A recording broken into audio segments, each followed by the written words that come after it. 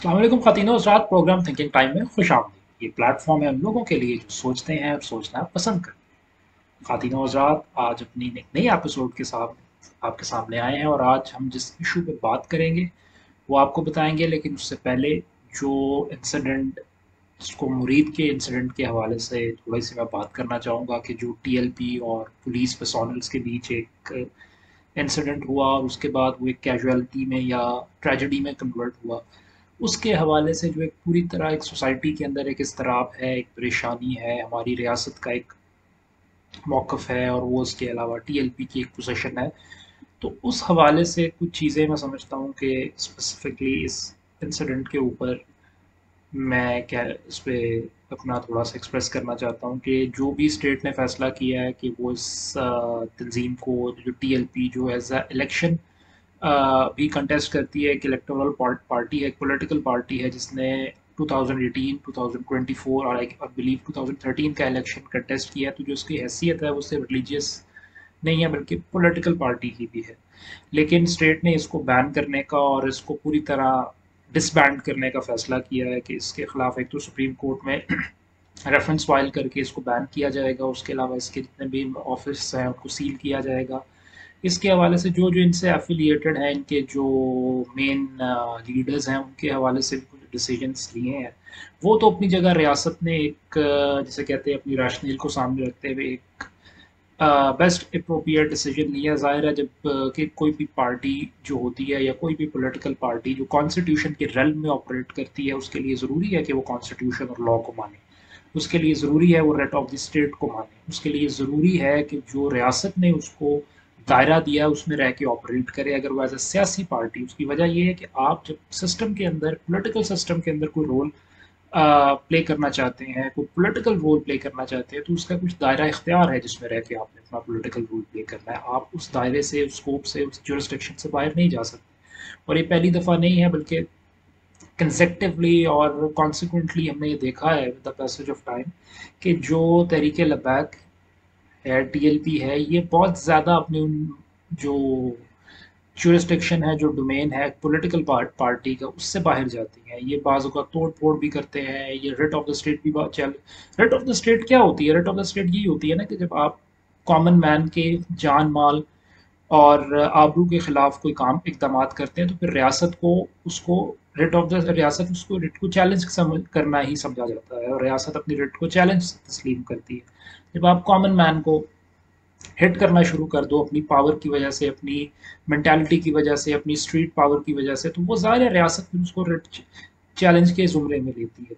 तो इसलिए ये तो गवर्नमेंट ने जो अपने एंड पे फैसला किया है या स्टेट ने जो भी फैसला किया है वो ड्यू कोर्स में ही किया है और उसको मैं और होपफुली ये आगे भी ड्यू कोर्स ऑफ लॉ में ही जो कुछ भी इनके खिलाफ होगा वो ड्यू कोर्स ऑफ लॉ में ही होगा। लेकिन जो एक चीज़ स्पेसिफिकली इस इंसिडेंट से रिलेटेड है कि देखें जो कैजुअलिटीज़ हुई हैं जिसके ऊपर बहुत सी चीज़ें तरह तरह की आ रही हैं।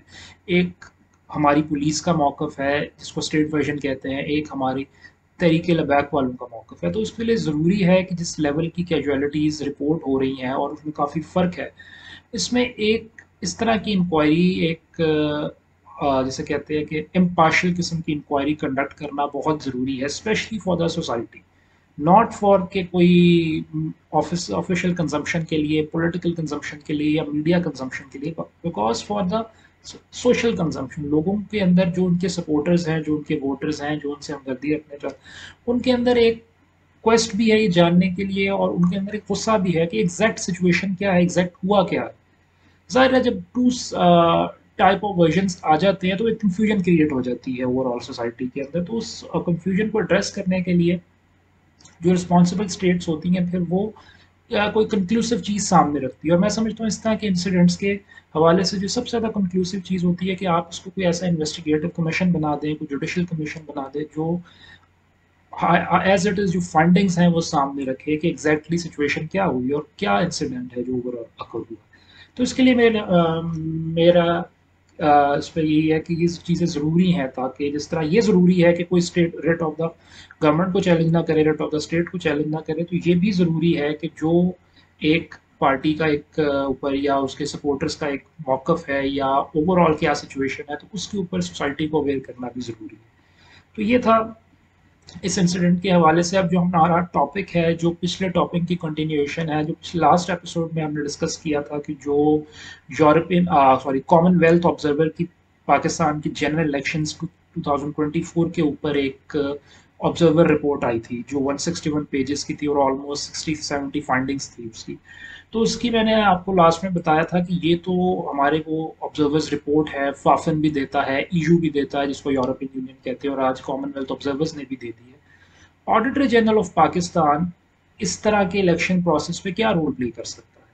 जिस तरह ये हम देखते हैं कि ऑब्जर्वर्स की तरफ से रिपोर्ट आती है, तो ऑडिटर जनरल ऑफ पाकिस्तान की भी एक रिपोर्ट इसके ऊपर किस तरह बन सकती है और वो क्या स्कोप ऑफ ऑडिट होगा जिसके ऊपर जो ऑडिटर जनरल ऑफ पाकिस्तान है वो इस पूरे इलेक्शन प्रोसेस का ऑडिट कंडक्ट कर सकता है। वो किन चीज़ों को ज़हन में रख चीज़ों को सामने रखते हुए इलेक्शन का प्रोसेस को कंडक्ट कर सकता है, इलेक्शन के ऑडिट के प्रोसेस को कंडक्ट कर सकता है। वो कौन से की पॉइंट्स होंगे, वो कौन सी गाइडलाइंस होंगी जिनके सामने, क्योंकि अभी तक जितने भी इलेक्शन के ऑडिट हुए हैं वो फाइनेंशियल हुए हैं। मतलब उसमें ये देखा गया है, मैं थोड़ा सा आपको एक्सप्लेन कर दूं सुनने वालों को, कि 3 तरह के मेनली ऑडिट होते हैं। एक फाइनेंशियल ऑडिट होता है, एक कंप्लायंस ऑडिट होता है, तीसरा ये परफॉर्मेंस ऑडिट होता है।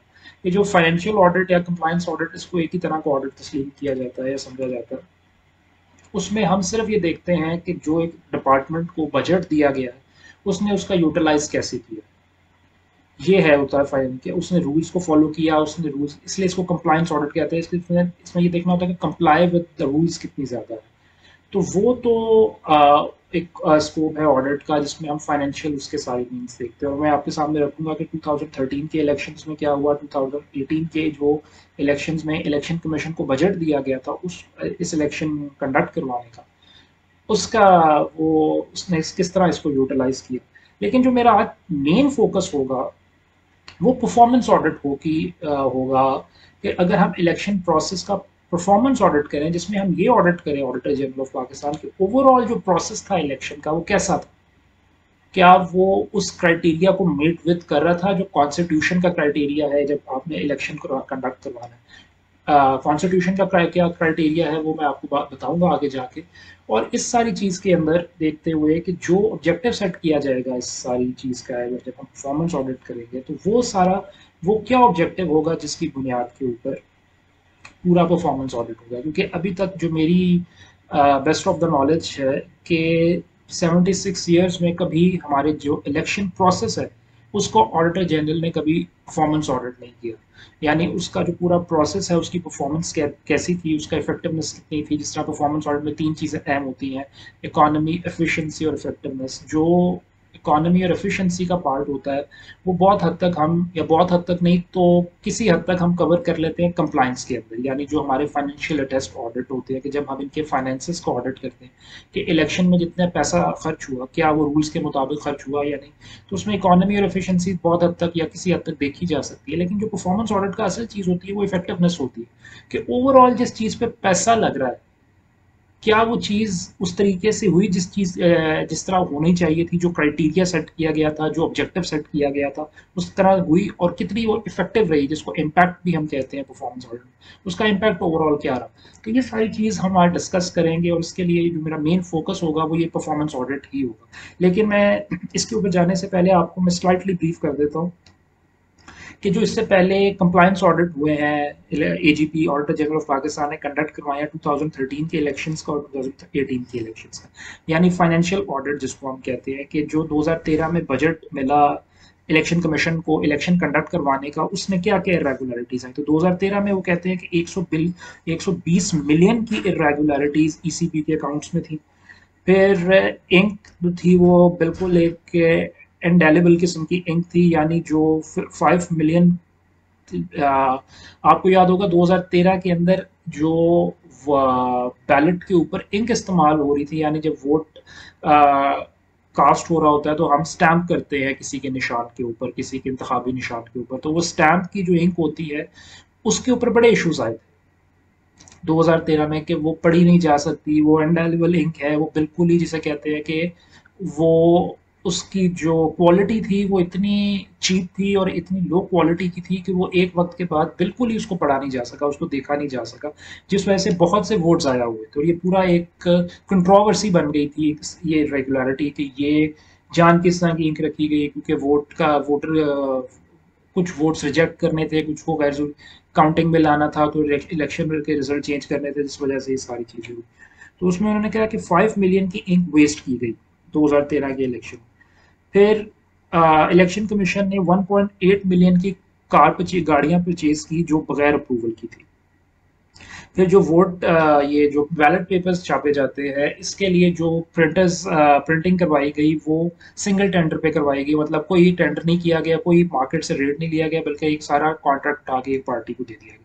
तो ये 2013 के इलेक्शंस की इरेगुलरिटीज थी। जो 2018 के इलेक्शंस की इरेगुलरिटी थी, तो जो पहली इरेगुलरिटी सामने आई कि ईसीपी ने कहा कि ईसीपी के ऊपर एतराज़ उठाया गया कि जो आपको बैलेट पेपर्स की ज़रूरत थी वो थे 87,000। मिसाल के तौर पे एक कॉन्स्टिट्यूंसी में 100 बैलेट पेपर्स की जरूरत पड़ती है, लेकिन एक्स्ट्रा बैलेटिंग करवाई जाती है कि अगर कोई वो बैलेट पेपर फट जाए, ख़राब हो जाए, कोई भी मिसिंग हो जाए, तो उसकी जगह आपके पास एक रिजर्व में बैलेट पेपर्स पड़े हो। तो वो सारी कुछ काउंटिंग करने के बाद जो टोटल बैलेट पेपर्स की जरूरत थी वो थी 87,000। लेकिन जो इलेक्शन 2018 में इजाफी प्रोक्योर कर ली गई वो 202 ऑलमोस्ट 202,000 बैलेट बॉक्सेस, यानी 2000 का तकरीबन 2 लाख के करीब ज़रूरत थी 87,000 की, लेकिन जो प्रोक्योर की गई वो ऑलमोस्ट की गई 2 लाख बैलेट बॉक्सेस। जो ज़रूरत होती है उससे 15 या 20% ज़्यादा छापे जाते हैं, लेकिन मुझे लगता है इलेक्शन एक्ट में जो तब्दीली करके उसको 50% पे लेके गया कि जितने अगर 100 की जरूरत है तो उससे 50% आप ओवर छाप सकते हो।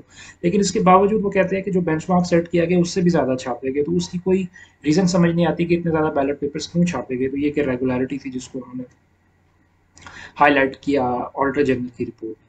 फिर जो वही वाली चीज़ कि जो बैलेट पेपर छापने के लिए जिन कंपनीज को अवार्ड किया गया उनको बिडर्स करवाए गए वो लोएस्ट बिडर नहीं थे, बल्कि वो जो थे उनका वो बिडर भी हाईएस्ट थे और उनको बगैर किसी प्रॉपर टेंडर प्रोसेस के उनको ये ठेका पका दिया।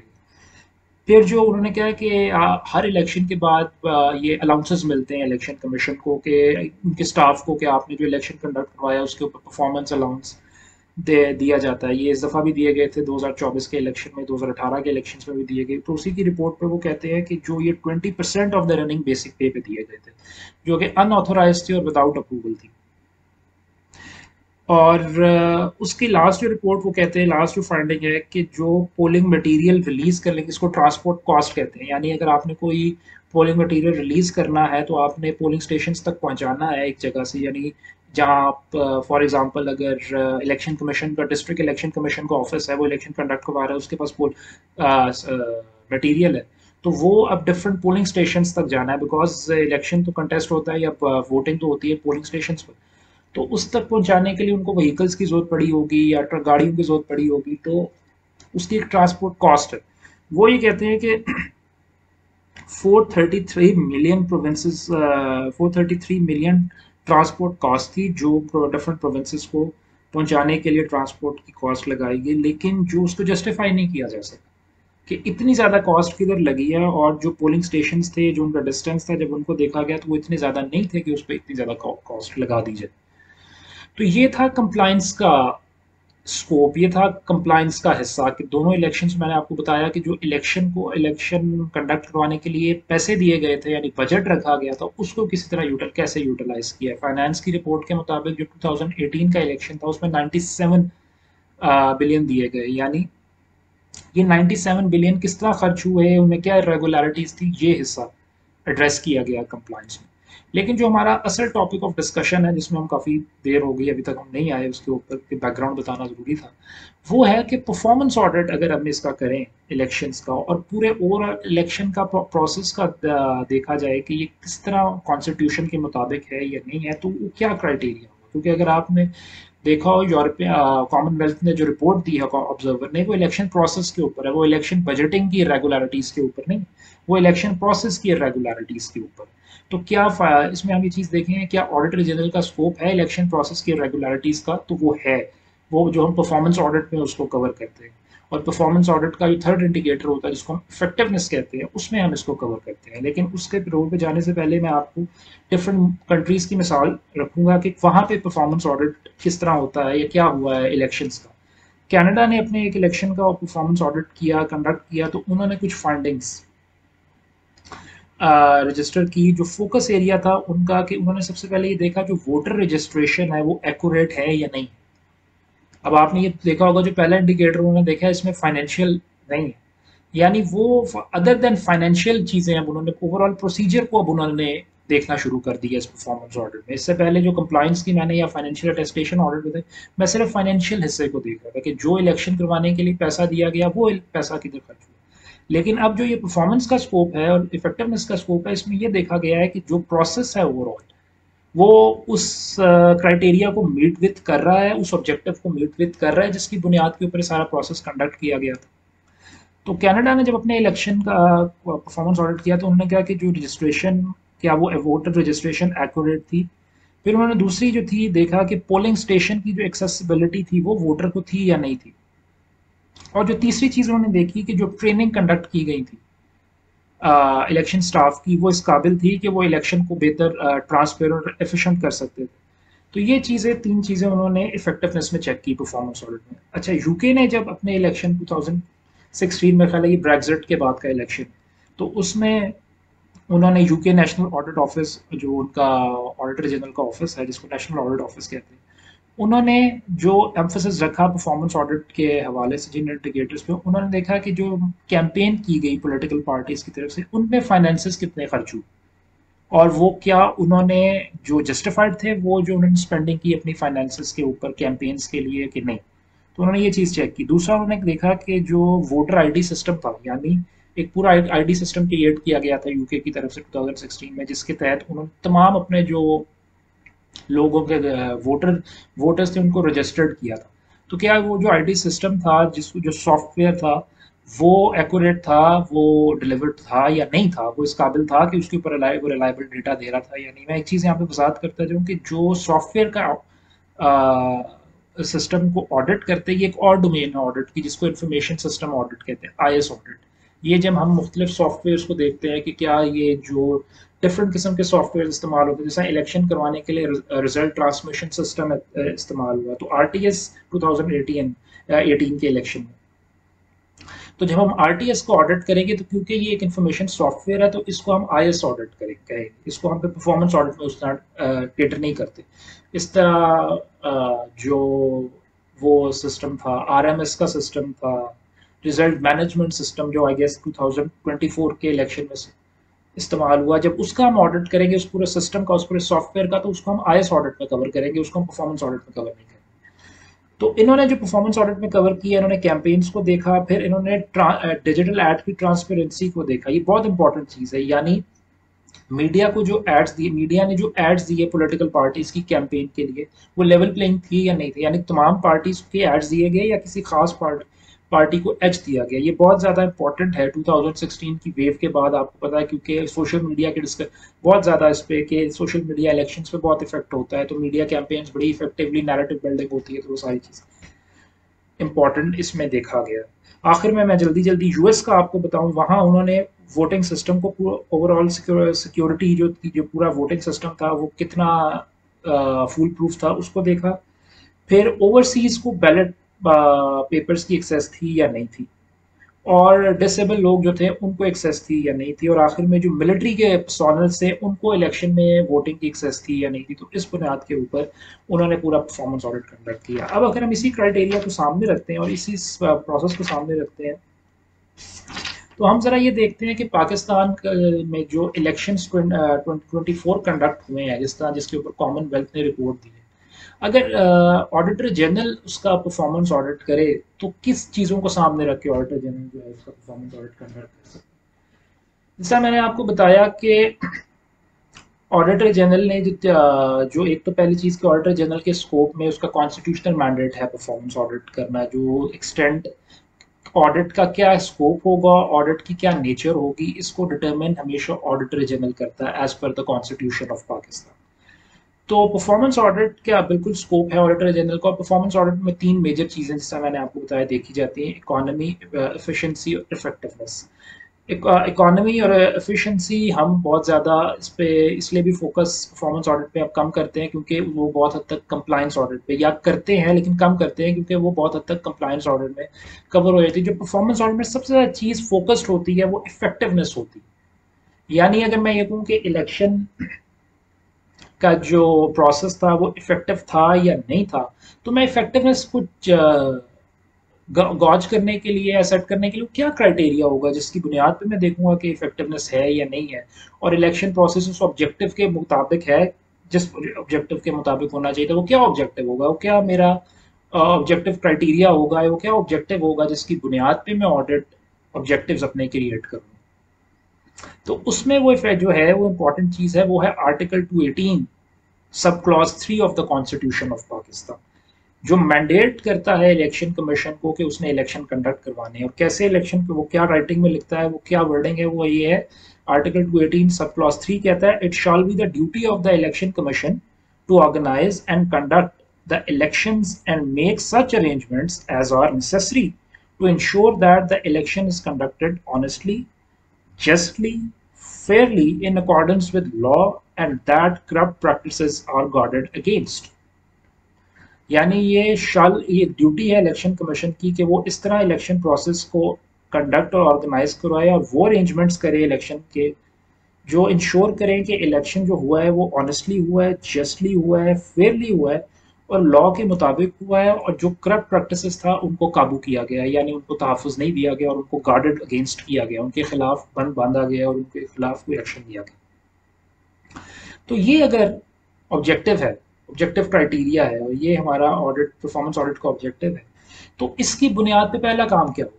पहला काम ये होगा कि इलेक्शन जो ऑडिटर जनरल है वो इस इफेक्टिवनेस की बुनियाद के ऊपर, इस कॉन्स्टिट्यूशनल क्राइटेरिया के ऊपर कुछ ऑडिट ऑब्जेक्टिव्स तय करे कि मैंने अगर ये देखना है कि election in accordance with law थे, जस्टली थे, फेयरली थे और करप्ट प्रैक्टिसेस को एड्रेस किया गया, तो वो कौन से एरियाज होंगे जिसको मैं देखूंगा, वो कौन से ऑब्जेक्टिव्स होंगे कि जब मैं ऑडिट करने जाऊंगा तो मैं उन चीज़ों को सामने रख के देखूंगा कि हाँ ये ऑब्जेक्टिव मीट विद हुआ या नहीं हुआ। तो उसमें सबसे पहले जब ऑनेस्ट इलेक्शंस की बात आएगी तो जो पहला ऑब्जेक्टिव होगा वो ये होगा कि whether elections free from deceit, manipulation और इंटरफेरेंस। जो सबसे इंपॉर्टेंट चीज़ होगी कि इस ऑनेस्ट इलेक्शन में देखा जाएगा कि क्या जो इलेक्शन के प्रोसेस को किसी ने मैनिपुलेट तो नहीं किया, किसी ने इंटरफेरेंस करने की कोशिश तो नहीं की, किसी ने उसको डिसीट करने की कोशिश तो नहीं की। तो इसमें क्या चीज़ सबसे पहले एविडेंस देखा जाएगा? सबसे पहले चीज़ ये देखी जाएगी कि वोट टैंपरिंग तो नहीं हुई इसके, कि किसी तरीके से मैनिपुलेशन तो इलेक्शन के जो 2024 के इलेक्शंस में हुई या नहीं हुई। तो पूरी प्रॉपर वोटर उस बैलेट बॉक्सेस को देखा जाएगा, उन सारी चीज़ों को देखा जाएगा कि क्या इलेक्शन के अंदर वोट टैंपरिंग तो नहीं हुई। सेकंड चीज़ जो देखा जाएगा कि ये जो मिसमैच फॉर्म 45 और फॉर्म 47 का मसला है, क्या ये तो नहीं सामने आया ज़्यादा। तो इसके अंदर फिर ये चीज़ होगी कि अगर ये चीज़ स्टैब्लिश हो जाती है तो फिर ये ऑनेस्ट इलेक्शन नहीं हो सकती। और तीसरी इंपॉर्टेंट चीज़ होगी कि क्या जो इंटरफेरेंस की कंप्लेंट्स आ रही है वो किस हद तक है और उनको एड्रेस करने के लिए क्या किया है इलेक्शन कमीशन। तो ये पहला क्राइटेरिया जिसकी बुनियाद के ऊपर ऑनेस्ट इलेक्शन देखा जाएगा कि इलेक्शन ऑनेस्ट थे या नहीं थे। दूसरी इंपॉर्टेंट चीज़ वोटर रजिस्ट्रेशन, कि जो वोटर रजिस्टर्ड किया गया वो उन गाइडलाइंस पर किया गया जो इलेक्शन एक्ट 2017 की है। इलेक्शन एक्ट 2017 कहता है कि जो वोटर रजिस्टर्ड होगा वो नादरा से डेटाबेस से होगा, वो शनाख्ती कार्ड पे होगा और जो 18+ होगा वो रजिस्टर्ड होगा। तो क्या इलेक्शन कमीशन ने जो वोटर रजिस्ट्रेशन थी वो लॉ के मुताबिक थी या नहीं थी? क्या उसमें कोई फेक वोटर तो नहीं था? क्या उसके अंदर कोई ऐसा वोटर तो नहीं था जो फौत हो गया लेकिन उसका शनाख्ती कार्ड की बुनियाद पे अभी तक वो वोटिंग लिस्ट के अंदर है? तो ये दूसरा ऑडिट ऑब्जेक्टिव है। तीसरी चीज़ पोलिंग ऑपरेशंस, कि जो पोलिंग स्टेशंस हैं कि वो एक्सेसिबल हैं और एडिक्वेटली थे जब इलेक्शन कंडक्ट हुआ था, और इतने वेल रिसोर्स थे कि वहाँ पे इलेक्शन का प्रोसेस कंडक्ट करवाया जा सकता था या नहीं करवाया जा सकता। तो ये सबसे दूसरी इंपॉर्टेंट चीज़ थी जो वहाँ पे देखी जाए। फिर चौथी चीज़ जो देखी जाएगी वोटर टर्नआउट, कि क्या जो वोटर टर्नआउट था वो ऐसा था कि जिसके ऊपर ये देखा जा सकता है कि हाँ वोटर्स जो है वो इलेक्शन प्रोसेस से सेटिस्फाइड, या वोटर जो है इलेक्शन एनवायरनमेंट से सेटिस्फाइड। तो जो इलेक्शन का वोटर टर्नआउट था वो भी बहुत हद तक डिसाइसिव फैक्टर होगा जब आप परफॉर्मेंस ऑडिट कंडक्ट करेंगे 2024 का, कि क्या 2024 के इलेक्शन में वोटर टर्नआउट किस तरह था, वोटर बिहेवियर कैसा था। अगली जो इंपॉर्टेंट चीज़ है टाइमलीनेस एंड रिजल्ट मैनेजमेंट। इसमें जो ऑडिट ने देखना है कि जब वो परफॉर्मेंस ऑडिट कंडक्ट करेंगे कि whether result compiled and shared efficiently and transparently legal deadlines. ये सबसे बड़ी कंप्लेंट थी जो इलेक्शन 2024 में आई थी कि एक, और ये हर इलेक्शन में ऑलमोस्ट आई, ये 2018 में भी आई है, 2013 में भी आई, कि जब इलेक्शन कंडक्ट हो जाता है, जब इलेक्शन कंप्लीट हो जाता है 5 बजे का जो पोलिंग टाइम होता है, उसके बाद से लेकर आगे तक की डेडलाइन होती है कि कितनी देर में आपने पोलिंग कंप्लीट करनी है, कितनी देर में आपने रिजल्ट अनाउंस करना है, कितनी देर में डिस्ट्रिक्ट रिटर्निंग ऑफिसर ने नोटिफिकेशन निकालना है। उस नोटिफिकेशन की बुनियाद के ऊपर इलेक्शन कमीशन ने अपनी वेबसाइट पर डेटा रिजल्ट डालना है और उस डेटा की बुनियाद पे फिर अल्टीमेट जो विनर डिक्लेयर होंगे उनकी उनकी लिस्ट शेयर करनी। तो हमने ये देखा कि पोलिंग टाइम भी बढ़ाया जाता था, 5 बजे को 6 बजे 7 बजे कर दिया जाता था, लेकिन जो सबसे इंपॉर्टेंट चीज़ थी 2013 में भी आई, जो 2018 में भी आई, जो 2024 में भी आई, पैटर्न फॉलो हुआ कि इलेक्शन रिजल्ट जो रिटर्निंग अफसर ने आफ्टर प्रिजाइडिंग ऑफिसर्स के बाद जो रिटर्निंग अफसर ने इलेक्शन रिजल्ट डिक्लेयर करने होते थे वो हमेशा डिले हुए। पोलिंग इलेक्शन गाइडलाइंस के मुताबिक रात 10 बजे तक आपने रिजल्ट अनाउंस करना था, लेकिन 2018 में भी और 2024 में भी सुबह 4 4 5 5 बजे तक रिजल्ट अनाउंस नहीं हुए, रिजल्ट डिले हुए। तो वो डेडलाइंस मीट नहीं की गई। तो ये दूसरा एक और इम्पोर्टेंट ऑडिट ऑब्जेक्टिव होगा जिसमें परफॉर्मेंस ऑडिट देखेगा के दौरान देखा जाएगा कि क्या डेडलाइंस को मीट किया गया है। फिर फॉर्म 45 और फॉर्म 47 जो दूसरा इंपॉर्टेंट मसला कि इस हद तक डिस्क्रिपेंसीज हैं, इस हद तक कंप्लेंट्स हैं इनके ऊपर कि कोई कहता है मैनुअल बनाए गए, कोई कहते हैं फेक बनाए गए, कोई कहता है टेम्पर्ड विद था, फॉर्म 45 का रिजल्ट और था, फॉर्म 47 का रिजल्ट और था। इवन जो कॉमनवेल्थ ने रिपोर्ट दी है उसके अंदर भी ये चीज़ें डिस्कस हुई हैं कि फॉर्म 45 और 47 बिल्कुल डिफरेंट था। तो ये चीज़ भी जब परफॉर्मेंस ऑडिट में आएगी तो ये चीज़ देखी जाएगी। फिर इंक्लूसिविटी एंड एक्सेसिबिलिटी कि जो भी वोटर का बेस था, यानी वुमेन, माइनॉरिटीज, डिसेबल्ड, सबको वोटर वोटर रजिस्ट्रेशन में ऐड किया गया, और क्या सबके लिए ऐसे अरेंजमेंट्स किए गए कि जहां पर वो आराम से वोट दे कास्ट कर सके, उनके लिए ऐसा इन्वायरमेंट था कि वो वोट आराम से कास्ट कर सकते। तो ये चीज़ भी इलेक्शन के प्रोसेस के सामने देखी जाएगी जब पूरा उसका परफॉर्मेंस होगा। और सबसे इंपॉर्टेंट चीज़ जो इसमें है कि dispute resolution, work complaints handled Fairlie and promptly. देखिए ये सबसे इंपॉर्टेंट चीज़ है कि पूरे इलेक्शन प्रोसेस का जो बेस होता है वो कंप्लेंट मैकेनिज्म होता है, कि पूरे प्रोसेस के ऊपर जो लोग इलेक्शन कंटेस्ट कर रहे हैं, जो इलेक्शन में पार्टिसिपेट कर रहे हैं, जो इलेक्शन कैंपेन्स कर रहे हैं, या जो भी जिस तरीके डिफरेंट पर्सपेक्टिव में डिफरेंट लोग इन्वॉल्व हैं इस पूरे प्रोसेस में, उन्होंने किस तरह की कंप्लेंट्स की और उन कंप्लेंट्स को एड्रेस करने के लिए किस हद तक रिड्रेसल हुआ, क्या टाइमली रिड्रेसल हुआ या नहीं हुआ। इसमें जो चीज़ चेक की जा सकती है वो ये है कि क्या average time to resolve complaint, average time क्या था किसी एक कंप्लेंट को रिजॉल्व करने का। दूसरी चीज़ कि कितने परसेंट केसेस जो थे वो एक्सकेलेट हुए, यानी इलेक्शन कमीशन सॉल्व ना कर सका और वो ट्राइब्यूनल्स में चले गए। ठीक है, यानी इसका मतलब अगर कोई केस ट्राइब्यूनल में गया है और कोई केस इलेक्शन ट्राइब्यूनल्स में कोई भी पार्टी लेके गई है, तो इसमें कहीं ना कहीं हम ये कह सकते हैं तो वो इलेक्शन कमीशन के जो रिजल्ट, जो कंप्लेंट रिजल्ट था उससे मुतमईन नहीं थे। तो ये चीज़ भी चेक होगी कि इलेक्शन कमीशन ने फेयरली कंप्लेंट को रिजॉल्व किया या नहीं किया। और दूसरी इंपॉर्टेंट चीज़, हम सबको पता है कि इलेक्शन ट्राइब्यूनल्स ने की एक डेडलाइन है कि उन्होंने एक 180 डेज, यानी टोटली ये 6 मंथ बनते हैं। इलेक्शन ट्राइब्यूनल्स बनने के बाद से लेकर 180 दिन में इन्होंने इलेक्शन डिस्प्यूट्स का फैसला करना। 2013 में भी ये फैसले नहीं हुए टाइमलाइन के अंदर, 2018 में भी ये फैसले नहीं हुए और 2024 में भी अभी तक कोई बड़े मेजर फैसले नहीं हुए इलेक्शन ट्राइब्यूनल से। तो परफॉर्मेंस ऑडिट करते वक्त ये चीज़ भी ऑडिटर जनरल ऑफिस अगर इसको कंडक्ट करेगा तो ये चीज़ें देखेगा कि क्या जो डिस्प्यूट मैकेनिज्म बनाया गया था मैकेनिज्म वो इफेक्टिव था, एफिशिएंट था, और उसने डिलीवर किया अपनी डेडलाइंस के अंदर या नहीं। Fair elections, was the electoral environment level playing and impartial. ये बहुत इंपॉर्टेंट चीज़ है कि हर इलेक्शन के अंदर जो फेयर इलेक्शन, जो कॉन्स्टिट्यूशन कहता है कि इलेक्शन फेयर था, ये फेयर होना चाहिए। उसमें इंपॉर्टेंट चीज़ ये होती है कि क्या जो लेवल प्लेइंग फील्ड मिली तमाम पॉलिटिकल पार्टीज को। और हम ये देखते हैं कि 2018 और 2024 तक, 2013 में ये डिस्प्यूट्स कम आए, केपी साइड पे बहुत ज़्यादा थे बिकॉज एएनपी को बहुत इस सारी चीज़ पे रिजर्वेशंस थी, क्योंकि वहाँ वॉर एंड टेरर की वजह से वो समझते थे कि उन्हें लेवल प्लेइंग फील्ड नहीं मिल रहा, उन्हें टारगेट करके मारा जा रहा है कि वो इलेक्शन कंटेस्ट ना करें। लेकिन हमें ब्रॉड लेवल पे ये नज़र नहीं आए।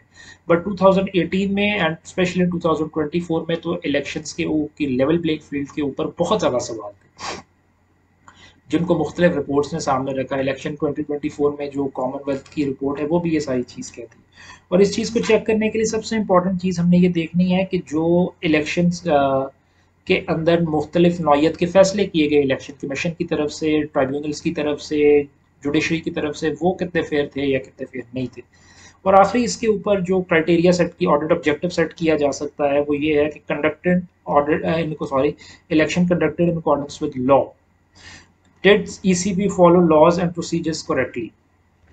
कि क्या जो लॉ का जो पूरा इलेक्शन प्रोसेस था वो लीगल प्रोसीजर्स को फॉलो किया गया या नहीं किया गया। और उसमें सबसे इंपॉर्टेंट चीज़ थी कि उस पूरे प्रोसेस के अंदर जो ईसीपी ने नोटिफिकेशंस किए हैं मुख्तलिफ चीज़ों के, वो as per the rules and procedure थे, एज़ पर द लॉ थे, या वायलेशन ऑफ लॉ थी, क्योंकि ईसीपी के ऊपर बहुत सी कंप्लेंट्स आई कि इन्होंने लॉ की वायलेशन।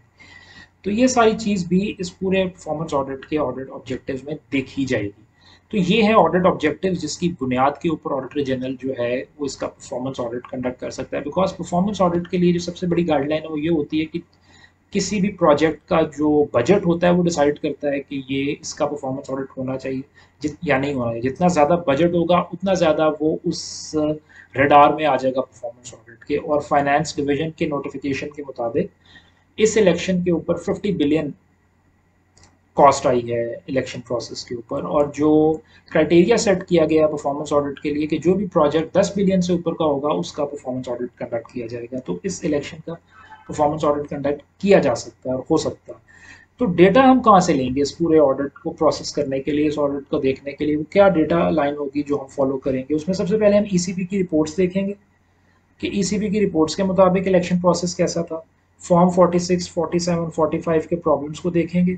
प्रिजाइडिंग ऑफिसर्स की डायरीज को देखेंगे कि उन्होंने इलेक्शन प्रोसेस के बारे में अपने क्या फीडबैक्स दिए हैं, उन्होंने कंप्लेंट्स किस तरह की हैं, उन्होंने सारी चीज़ों को किस तरह देखा है। रिटर्निंग ऑफिसर्स का फीडबैक देखेंगे कि वो कैसे इस सारे इलेक्शन को देखते हैं।